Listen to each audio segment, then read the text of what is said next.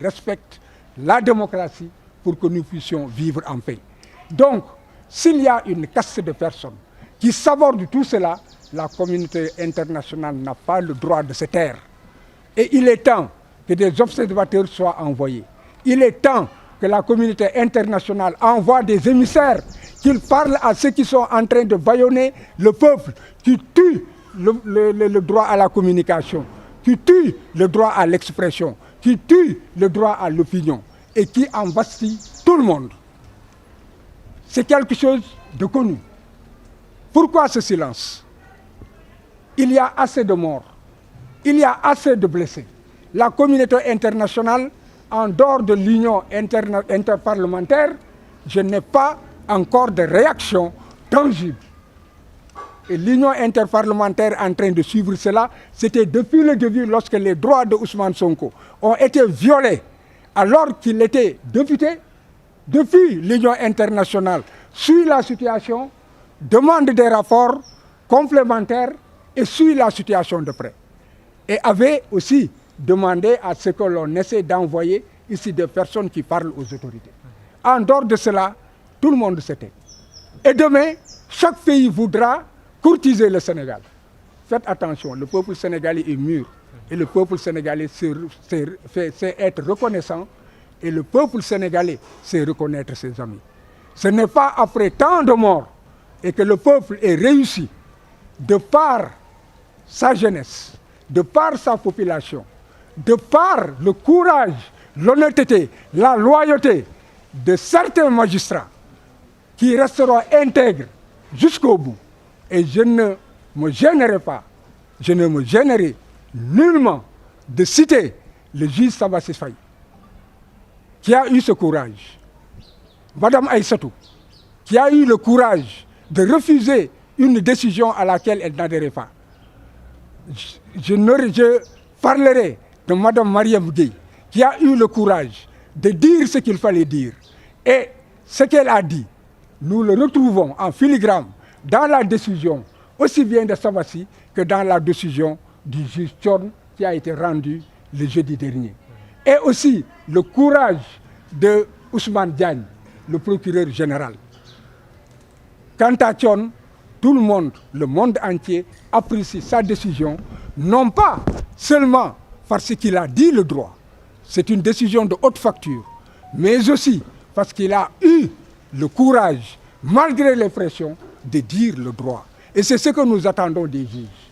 Quand un pouvoir est finissant, quand un régime est finissant, qu'est-ce qu'on peut attendre de ce régime? Sauvons ce pays.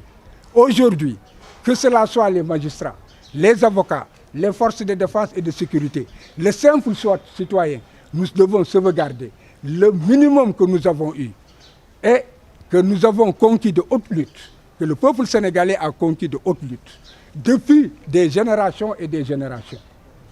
Depuis Lamine Senghor, certainement, certains ne le connaissent pas, Lamine Senghor, depuis Aline Sitoé Diatta, depuis même Senghor, qui a eu à nous faire à intégrer dans notre constitution, pour en faire un bloc de constitutionnalité, le respect des conventions internationales dans lesquelles il y a le respect des droits de l'homme, le respect des droits économiques et sociaux, et maintenant avec l'évolution, les droits environnementaux et autres.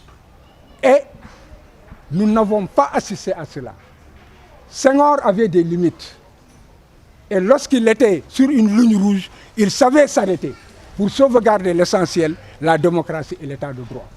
Abdou Diouf aussi, qui l'a succédé, a fait la même chose. Plusieurs fois, lorsqu'il y avait péril et menace, et que l'ordre national pouvait être troublé, l'ordre public pouvait être troublé, il n'a pas hésité à appeler à un gouvernement d'union nationale unissant les cœurs et les esprits. Abdoulaye Wade, pareil. Lui aussi, il a sauvegardé cela. Et il avait des limites. Tout le monde sait que lorsque l'Assemblée nationale allait se prononcer sur une certaine loi et que la population a manifesté, immédiatement il a demandé le retrait de ce projet de loi. Donc il avait des limites. Pourquoi maintenant on ne peut pas avoir de limites? Pourquoi maintenant on ne parle pas à son peuple? Pourquoi maintenant on ne parle pas à l'opposition? Pourquoi on ne cherche pas la paix? Pourquoi on ne cherche pas la concorde?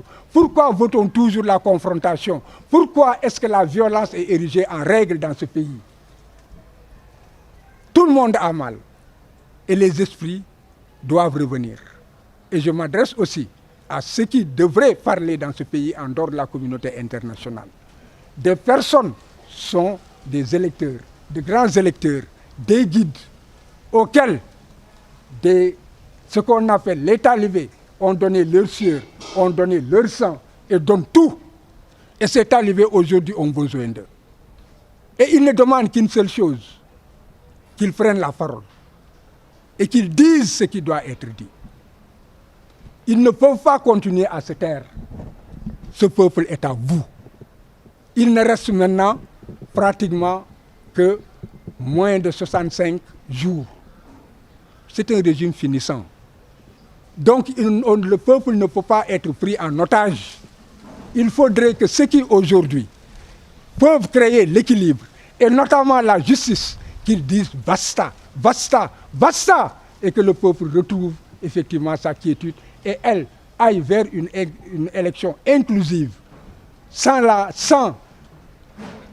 laquelle une élection qui ne peut être une élection qui reflète la volonté populaire si Ousmane Sonko n'en fait pas partie. Aujourd'hui, deux exigences, que les juges prennent leurs responsabilités et qu'ils demandent à ce que Ousmane Sonko soit rétabli dans ses droits ou qu'ils en tirent les conséquences et déclarent Ousmane Sonko candidat aux élections de 2024. Ils en ont le pouvoir, la loi leur donne la possibilité et aussi Ousmane déposera un dossier qui sera conforme à tout ce qui est dit. Donc, cela est attendu. La justice, c'est l'équilibre. C'est l'équilibre. Quand une société se fissure, c'est la justice qui la recolle. Et maintenant, il se trouve que cette société est pratiquement fissurée. La justice est en train de la recoller. J'espère qu'on ne rencontrera pas sur le chemin de la justice des personnes qui, eux, créeront encore un séisme, n'est-ce pas, sur ce qui est en train de se faire. Donc, il faudrait que la justice rétablisse Ousmane dans ses droits ou en état de cause tire les conséquences de toutes ces violences, de toutes ces obstructions, pour savoir que c'est l'administration chargée de l'organisation des élections qui est responsable de tout ce qui est arrivé. Et que par voie de conséquence, reçoivent le dossier de Ousmane comme étant un dossier valable et le déclarent candidat aux élections de février 2024. C'est cela, en fait, que le peuple attend. Et j'espère effectivement que je serai entendu. Aujourd'hui, la justice est au créneau. Même si on n'entend pas la voix du ministre de la Justice, elle est au créneau. La justice, c'est des hommes et des femmes. Chacun a une éducation. Chacun a un destin. Ce ne sont pas des hommes qui font les destins des autres. Non, les destins des autres se font par ces personnes elles-mêmes, de par la volonté de Dieu. Je suis croyant et le destin de chacun est inscrit au front. Ceux qui pensent que leur destin dépend d'un homme se réveilleront dans une grande surprise. Je vous remercie. Quelle est la prochaine étape? On vous a refusé aujourd'hui l'accès. Quelle est la prochaine étape?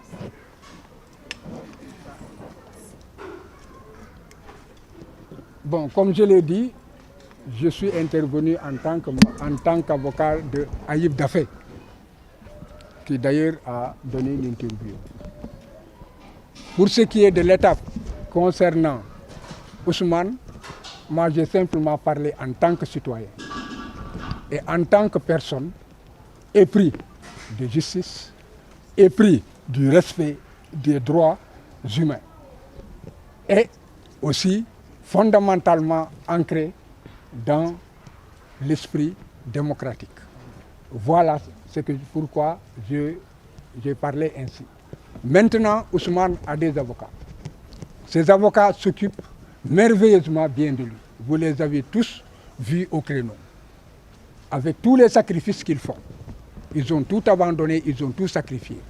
non pas pour Ousmane, mais pour l'idéal que Ousmane porte et sur l'idéal sur lequel compte le peuple sénégalais. Actuellement, Ayib Daffé, puisque je suis son avocat, on l'accompagnera. Tous les masques tomberont. Nous irons au ministère de l'Intérieur. On verra si aussi je vais être brutalisé et on va nous interdire l'accès du ministère de l'Intérieur. Nous irons au niveau, comment dirais-je, de la caisse de dépôt et de consignation. Chacun endossera ses responsabilités. Et de tout cela, Ayib Daffé en informera le Conseil constitutionnel qui verra que les obstructions, c'est l'administration chargée d'organiser les élections qui en fait est en train de saboter ces élections. Pour quel motif? Pourquoi est-ce qu'ils le font? Ils le savent. Parce que s'ils le font, c'est parce que non seulement ils ont des garanties, mais qu'ils sachent que c'est des garanties très éphémères, mais aussi c'est parce qu'ils savent qu'ils sont dans l'impunité, mais ce sera une impunité éphémère. Parce qu'ils ne peuvent pas échapper, entrer dans des délais de prescription. Tous ceux qui devraient être poursuivis le seront. Parce que le mal n'est pas contre Ousmane, le mal n'est pas contre l'huissier, auquel on a interdit d'exercer son office à un avocat, d'entrer dans un service public. En fait, le mal, il est commis. Ce n'est pas, comme je l'ai dit, contre Ousmane ni contre nous seuls, mais c'est contre le peuple sénégalais. Le peuple sénégalais a des acquis et personne n'a le droit de détruire ces acquis. On attendait à la consolidation de ces acquis. Parce que le chef de l'État avait dit que son premier magistère, c'est là celui de la consolidation des institutions. Et on ne l'entend pas. On ne l'entend pas alors que ce pays se dégrade. Alors il faut qu'il parle. Il faut qu'il parle à son peuple. Il est temps qu'il parle à son peuple. Il est temps qu'il parle à l'opposition. Il est temps aussi qu'il dise à ceux qui sont en train de saboter l'état de droit et la démocratie, vous en avez trop fait, alors halte là. C'est son devoir. Parce qu'il est gardien de la Constitution.